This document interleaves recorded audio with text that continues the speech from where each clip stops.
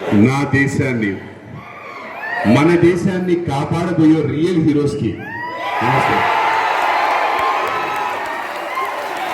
Real heroes వచ్చిన వాళ్ళందరూ real heroes.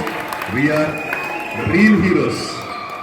మేము యాక్ట్ చేస్తాం హీరోస్ గా, బట్ మీరందరూ కాబోయే రియల్ హీరోస్.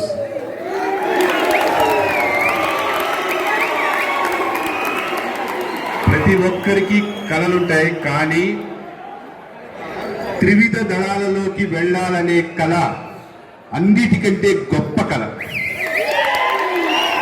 మీరందరూ తీసుకున్నటువంటి ఈ డెసిషన్ మీకు, మీ తల్లిదండ్రులకి, మీరు పుట్టిన ఊరికి, రాష్ట్రానికి, దేశానికి పేరు తెచ్చిపెట్టే ఒక గొప్ప డెసిషన్ని మీరు తీసుకోబోతున్నారు ఫ్యూచర్లో.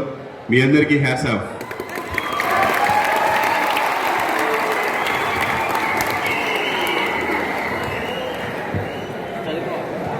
ఒక వ్యక్తి అంటే ఒక మనిషి పుట్టిన తర్వాత బతకడం, చచ్చిపోవడం వెరీ కామన్. ఎవడైనా సరే ప్రపంచంలో ఎంత గొప్పడైనా.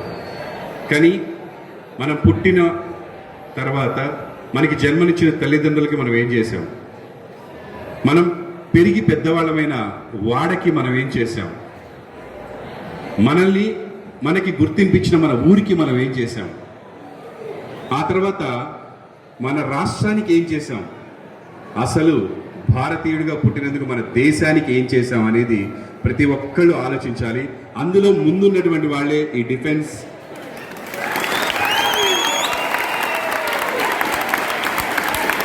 థ్యాంక్ యూ సో మచ్ తమ్ముళ్ళు మీ అందరికీ. And coming to the point, మీరందరూ దేశ రక్షణ కోసం, దేశం కోసం ఎలాగైతే పాటుపడతారో, దేశానికి మంచి పేరు తీసుకురావడానికి ఎన్నో రకాలుగా చాలా మంది ట్రై చేస్తుంటారు. పివి సింధు గారు షటిల్ ఆడతారు, పిటి ఉష గారు పరిగెడతారు, సచిన్ టెండూల్కర్ గారు క్రికెట్ ఆడతారు, రామ్ చరణ్ గారు సినిమాలో యాక్ట్ చేస్తారు.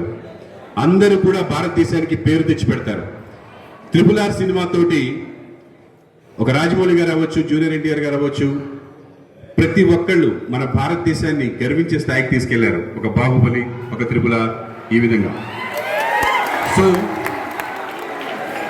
ఏ రకంగా చూసినా భారతీయుడిగా పుట్టినందుకు దేశం గర్వించే పని ఏది చేసినా కూడా గొప్ప విషయమే.